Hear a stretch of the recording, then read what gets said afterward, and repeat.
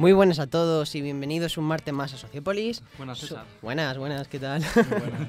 Somos Wilfried Martínez, Luis Ibáñez y yo, César Moyá. Y hoy traemos un tema que está en boca de muchos, siempre lo ha estado, al fin y al cabo, que es las clases sociales, ¿no?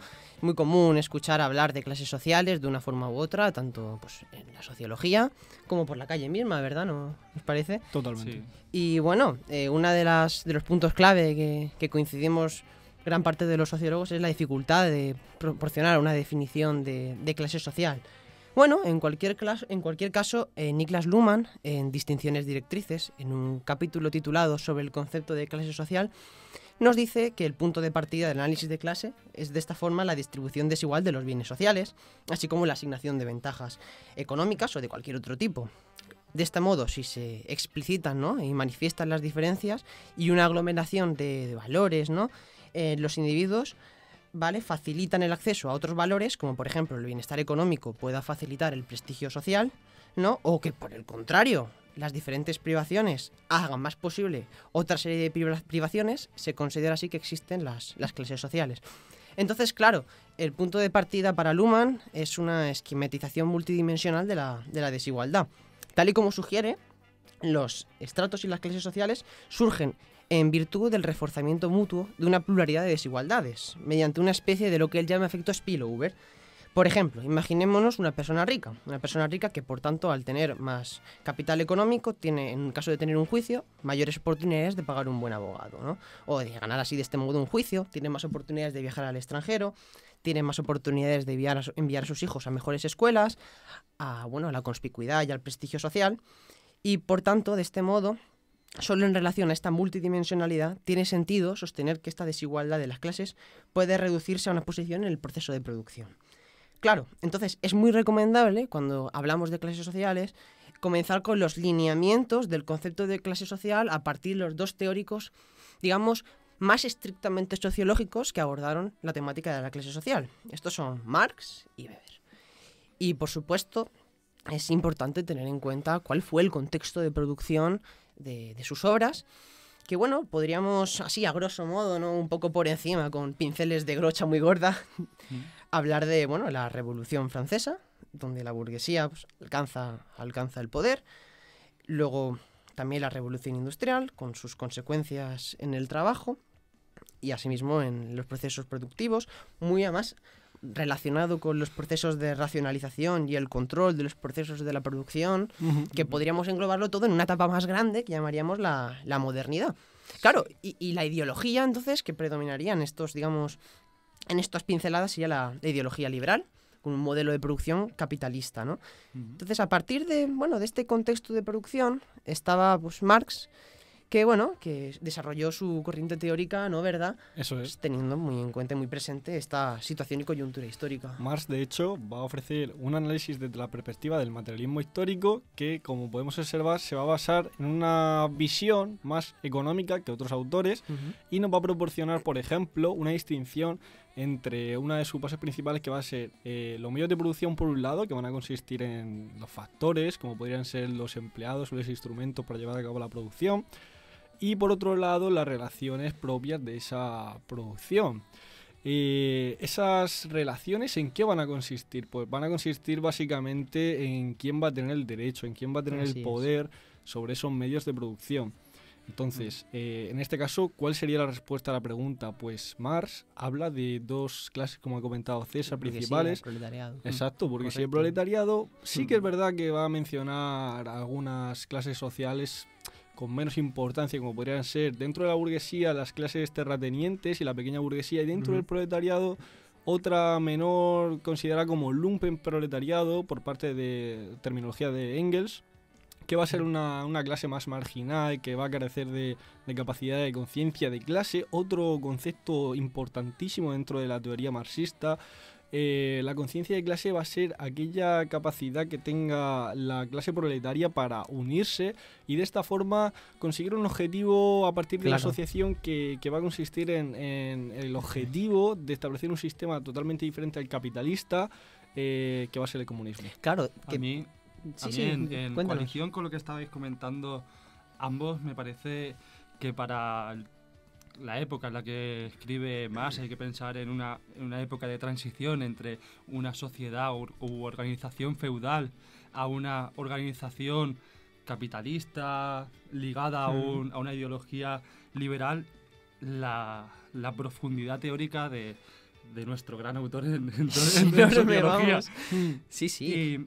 Y sí, me parece buena distinción, y además hay que atender a la explotación y hay que atender también a la dominación, que son dos conceptos muy importantes dentro de la teoría de Marx.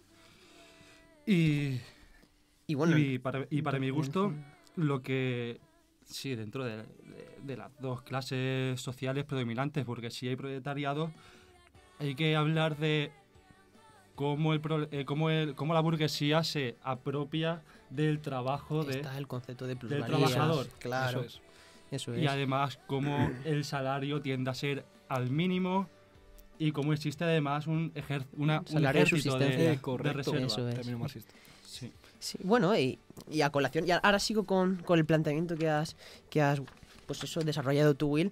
Justamente lo que estaba diciendo Luis antes, hay digamos, dos conceptos centrales en la argumentación marxista, que son el de la clase en sí, donde las condiciones son objetivas, donde está claro que la opresión y la dominación la perciben, pues no es que la perciban, porque eso sería clase para sí, disculpadme, es que existe unas condiciones objetivas de depauperización de las condiciones de vida de la clase obrera, y lo que por lo menos supuso Engels en su momento es que con la democracia el poder obrero iba a alcanzar el poder, en este caso la clase obrera iba a alcanzar el poder político. El caso es que es muy difícil establecer la relación entre la clase en sí, de las condiciones objetivas, a la clase para sí, que es donde ya se alcanza, ¿no?, la acción colectiva a partir de esta situación de clase. Y Marx, por ejemplo... Perdón. Sí. No, sí. Marx pronostica ese final, llegando al comunismo como objetivo principal de su teoría. Y claro, ¿a partir de qué argumentos lo pronostica? Pues lo pronostica a partir de que en una situación económica de paro elevado se va a dar una situación que él denomina como una estrategia de ejército de reserva que el capitalista aprovecha para poder obtener mayor plusvalía y, digamos, aprovecharse de la condición precaria que pueden tener el proletariado. Y además que va a estar condicionado también por la ideología que la clase dominante, en términos marxistas, va a establecer de esta manera. Entonces el capitalista va a tener una defensa bastante importante en su defensa de sus privilegios o intereses. Sí, claro. Y es la dominación de la burguesía quien tiene, a partir de ella, quien genera una producción cultural de ideología.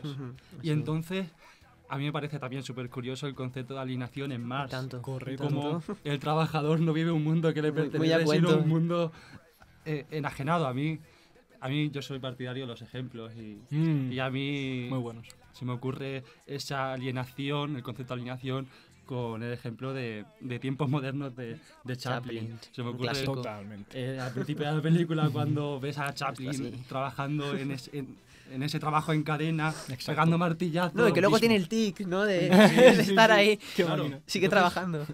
Es un mundo que no le pertenece. Exacto. O es un mundo que no es querido 100% por él. Sufre esa alienación. Sí, ¿no? Y que, por ejemplo, siguiendo además, conectándolo con Weber, la expropiación en este caso, de la capacidad de hacer trabajo, de apropiarse del trabajo es consustancial. Sí, plusvalía estoy hablando aquí en este caso el concepto de alienación es consustancial también a la modernidad y al desarrollo del capitalismo y por tanto la expropiación es una constante tanto en el análisis que hace Weber como en el que hace Marx, claro. Sí, así es. Ligan entre ellos. Y que además otra idea muy, muy importante antes de hablar de Weber y comenzar hablando de este autor es una idea fundamental en Marx, y es que él lo que dice es que la historia de la humanidad se puede reducir a la historia de la lucha de clases, correcto, ¿no? Que por ejemplo, pues... La perspectiva evolutivo-histórica. Sí, desde luego. Y dando pie a Weber, en este caso lo que podríamos empezar destacando del bagaje conceptual de las ideas weberianas es que quizá la clase social, bueno, es menos importante en Weber que en Marx. De hecho, en Economía y Sociedad tiene una apariencia bastante pequeña, no se le da toda la importancia, aunque sin embargo hay mucho trabajo empírico posterior a Weber a partir de la conceptualización que él hace de clase social. Por ejemplo, Weber utiliza la clase social cuando está estudiando los trabajadores agrícolas del río Elba, o también en las investigaciones sobre la decadencia del Imperio Romano, ¿no? Y sí, Luis, claro. Eso es. De hecho, quería comentar una cita de Economía y Sociedad de Weber, donde sí comenta explícitamente, cosa que Marx no hace, porque cuando está desarrollando el Capital, desafortunadamente Marx muere y va a tratar precisamente en un capítulo específico el término de clase social. Entonces, en este sentido sí que podríamos comentar que Max Weber, cita textualmente, si me permitís leer, Sí, claro. dice... todo grupo humano que se encuentra en una igual situación de clase y esta a su vez como el conjunto de probabilidades típicas de 1. Provisión de bienes, 2. Posición externa y 3. Destino personal que derivan dentro de un determinado orden económico de la magnitud y la naturaleza del poder de disposición sobre bienes y servicios y de las maneras de su aplicabilidad para la obtención de rentas o ingresos. Entonces, de esta manera, Weber sí trata, no es su eje central la clase social, pero sí que es un autor que bueno, a partir de su interés por la distribución del poder, trata este apartado también, la clase social. Visualiza la desigualdad a partir de esa distribución de poder o las posiciones objetivas, ¿no? Claro. Que se encuentran sobre todo en el mercado laboral. Porque para Weber es el mercado laboral lo que le interesa. Correcto. El mercado de trabajo. De hecho, fíjate que la distribución, en este caso de la estratificación, en Max Weber es de forma tripartita. Bueno, Weber entiende que la estratificación se produce en 3 diferentes esferas de interacción social: la económica, tanto la comunal y la política. Él hace 3 distinciones. Por una parte, la distinción de clase, por otra la de estamento y por otra la de partido. Claro, nos encontramos con que cuando se produce una esfera de interacción social económica y nos encontramos con la categoría de distribución del poder de clase, entonces las propiedades son objetivas, pero sin embargo no se ha conformado una identidad subjetiva ni está orientada esta pertenencia a la clase a la acción colectiva. Correcto. Esto, claro, cuando parte al siguiente punto, que es el estamental, sí que nos encontramos una identidad subjetiva. Y por otra parte, ya la siguiente parte es el partido. Cuando estamos ante partido nos encontramos tanto a una propiedad objetiva como una identidad subjetiva, como así una acción colectiva, ¿no? Sería curioso, comentando la parte estamental, la importancia que Max Weber le atribuye a un concepto súper importante que va a ser el estatus o el honor, por así decirlo, de las personas, en tanto que va a tener una importancia de privilegio. Por ejemplo, una persona que mantenga un estatus más elevado que otra puede mantener sus privilegios en tanto que pueda hacer o crear que se elabore una jurisdicción que proteja sus propios intereses. En este sentido, Max Weber también comenta los partidos políticos, los cuales se pueden crear a partir de 2 formas. En primer lugar, podría crearse a partir de lo que son desde el empleo de la simple violencia, pasando por la propaganda o por el sufragio mediante procedimientos pues, bastante rudos. Pero también, sin embargo, se puede acceder a este grupo mediante procesos de administración. Como podrían ser pues métodos más basados en la cualificación y superación de pruebas específicas, por ejemplo. Y bueno, además, ya para ir cerrando la parte de Weber y Marx, que aún nos queda por hablar, y hemos hecho ya casi 15 minutos. A mí me gustaría destacar donde se puede encuadrar a Weber dentro de la teoría sociológica, y es bastante, para mi gusto, importante. Y es que para Marx, como hemos comentado antes, es una evolución histórico-evolucional, y para Weber se encuadra en la Western Sociology, es una sociología interpretativa. Entonces y aún así es difícil de encasillar a Weber, ¿eh? Es muy complicado de encasillar. Sí que se puede decir que él opta por una concepción comprensiva, Sí, totalmente, de tanto de lo subjetivo como del objetivo. Sí, tiene mucho en común Weber y Marx en el análisis de clase, Sí. pero vamos a subrayar Y también destacar que una diferencia. los conceptos muy analíticos para su época, tanto para Marx Operativo, como para, claro, sí. y para Weber. Aunque Weber, alrededor de medio siglo después de Marx. Exacto, 50 años que pasan desde su análisis, a partir de desarrolla también la teoría de la acción social, contribuye al individualismo metodológico, del cual ya hemos hablado. No sé, Weber ofrece una perspectiva diferente. Sí, sigue César. La diferencia central entre Marx y Weber, porque vamos a ir acabando para dejar un mensaje de cuál es la diferencia, a pesar de las muchas convergencias que tienen, que necesitaríamos otro programa solo para hablar de ellas, porque son enormes. Sobre todo, la diferencia de la explicación weberiana es que esta se centra en las transacciones de mercado, ¿no? Mientras que la marxista, bueno, pues también subraya la importancia de los conflictos sobre la realización y la apropiación de la fuerza de trabajo que tiene lugar una vez hayan sido acordados los intercambios de mercado. Leyendo una obra de Eric Olin Wright, Comprender las clases sociales, él te decía que, bueno, que la diferencia que hay es que los mecanismos causales de Weber ya están explícitos en la teoría de Marx, solo que ésta asimismo analiza dentro de los propios intercambios, no solo de las propias relaciones de intercambio, sino cada vez dentro de las propias relaciones de producción. Y bueno, eso es que, en otras palabras, se podría decir que Weber trata la perspectiva de la clase social desde la circulación del mercado, podríamos así decirlo, ¿no?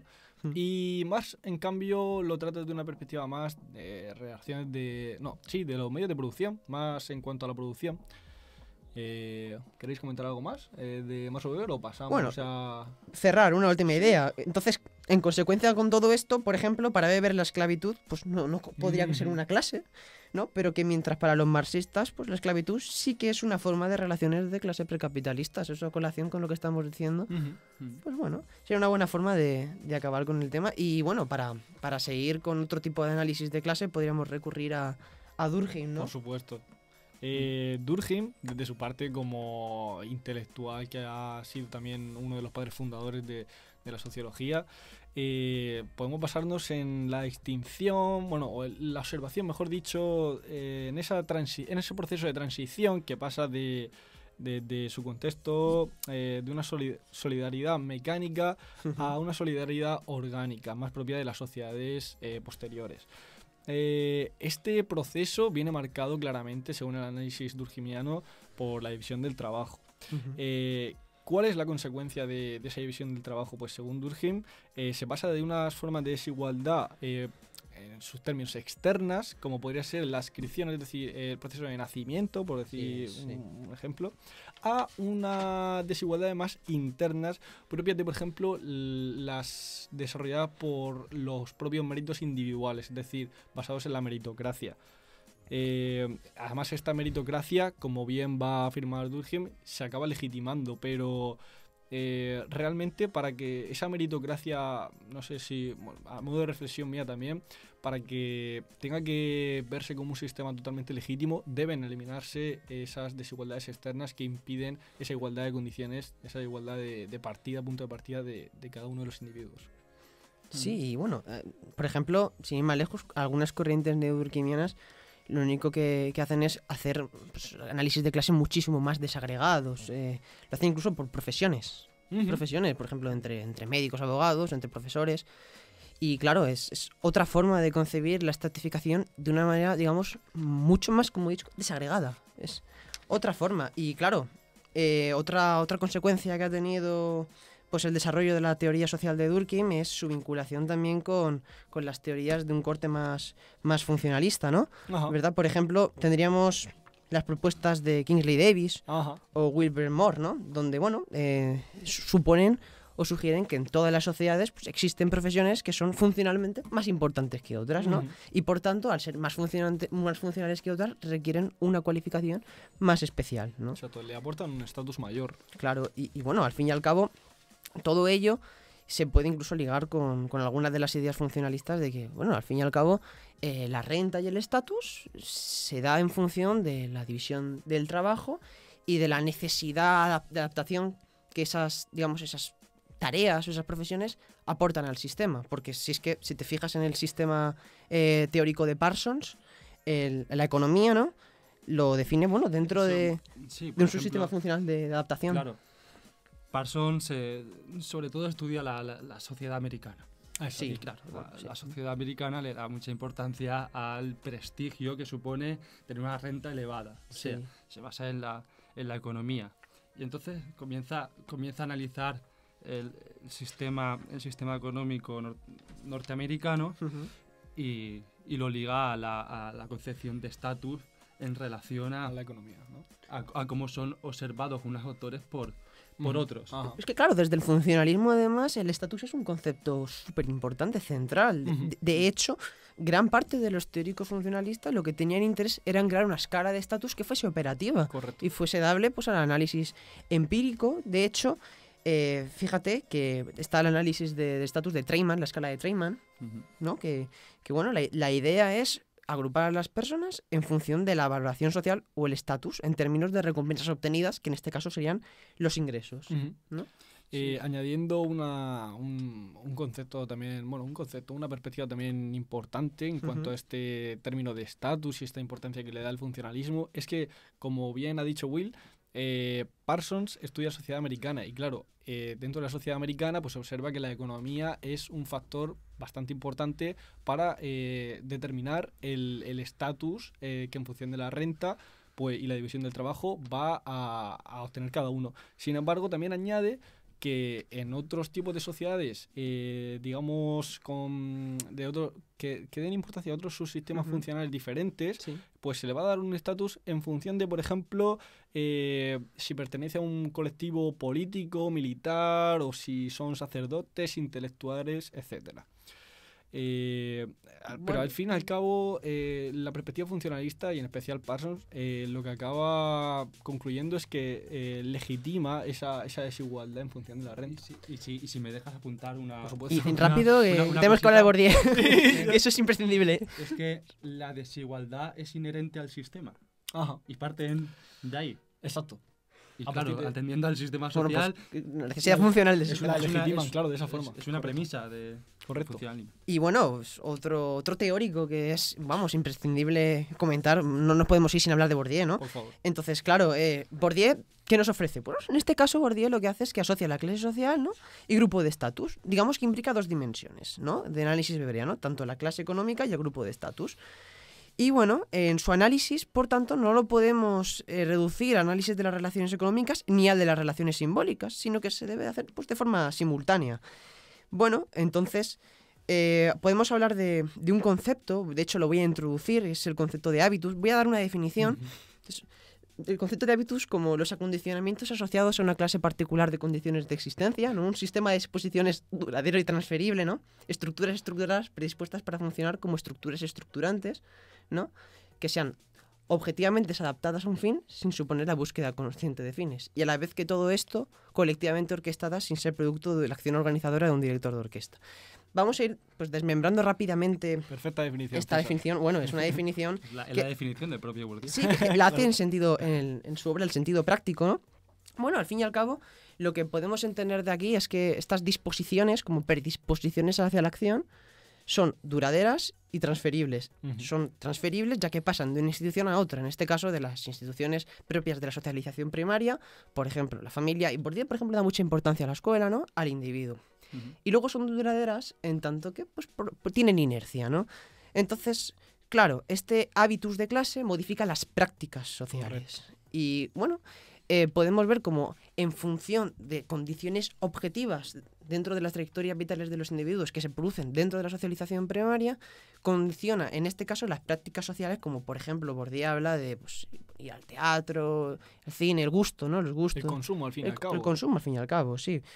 Y bueno, ¿Qué consecuencia va a tener ese consumo? Pues que a partir de las prácticas sociales que lleve cada individuo o cada grupo, se le va a atribuir a ese actor un estatus concreto, que es Ujú. la perspectiva que va a tener Sí, Bourdieu.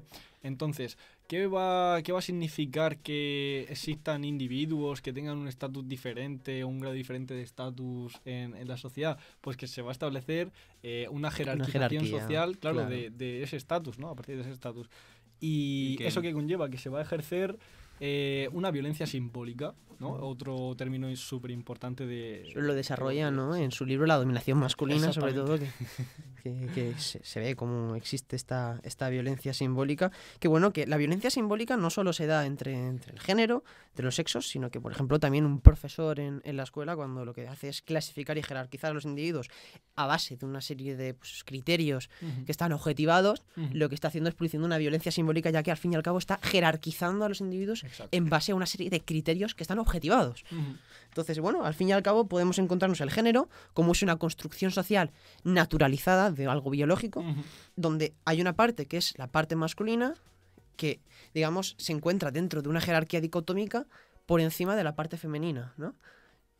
Desgraciadamente. Claro, y bueno... Y al final se ejerce una violencia simbólica. Sí, ese es el punto. Entonces, el hábitus de clase va a depender de una cantidad diferente de variables, ¿no? Hemos comentado varias y eso es lo que va a significar las diferentes prácticas sociales que puedan tener individuos. Sigue, Will. No, si estaba vale, a lo que estabas afirmando lo que yo decía. Sí, ¿no? bueno, la idea final es eso, es la importancia que para Bourdieu tienen las instituciones socializadoras primarias y las predisposiciones hacia la acción, en tanto pues orientadas a las prácticas sociales o al consumo, que se adquieren en las primeras fases del proceso de socialización. Uno de los problemas, de hecho, que tiene Bourdieu es cómo se adquiere el hábitus. Vale, sabemos que se hace la socialización primaria, pero ¿cómo se adquiere? ¿No? Eso es uno de los problemas. Incluso también la han acusado de ser una black box, decía Bodon. O, por ejemplo, la crítica que hacía Duvet, ¿no? De que, bueno, digamos, no sabía distinguir entre integración estratégica e integración cultural. Bueno, en este caso, no sé qué os parece a vosotros, pero aquí nos quedan 3 minutos y, bueno, el siguiente programa iremos dando más caña porque tenemos mucho de lo que hablar. Haremos otro programa más de clases sociales, ¿no? Sí, otro programa más. Y bueno, supongo que hablaremos. Nos ha faltado quizá hablar de Dahrendorf. Sí, claro. Lo trataremos, ¿no? haremos un exordio pequeño de Dahrendorf. No sé si... Podríamos tratarlo en el siguiente programa, ya que vamos a continuar con las clases sociales contemporáneas, o bueno, cómo se entienden en la teoría contemporánea. Claro. Y pues dar un poquito de visión a la clase social, cómo se entiende en la teoría clásica. Eso es. Yo creo que hemos dado hoy buenas pinceladas de lo que podría ser la teoría clásica en cuanto a las clases sociales y bueno, la perspectiva clásica no es necesariamente más importante que la contemporánea, así que continuaremos en el próximo programa. Eso es, de hecho, es que es imprescindible comprender a los clásicos para entender cómo se está desarrollando hoy la sociología del análisis de clase. Hablaremos también de Eric Olin Wright y su concepto de explotación múltiple en sus análisis de clase. Hablemos también de Goldthorpe. También otras categorías. Erikson y Rose con, por ejemplo, la ESEC, ¿no? La clasificación socioeconómica europea, ¿no? Y la importancia que le dan, por ejemplo, a la ocupación, ¿no? A la variable ISCO 88 en las grandes bases de datos.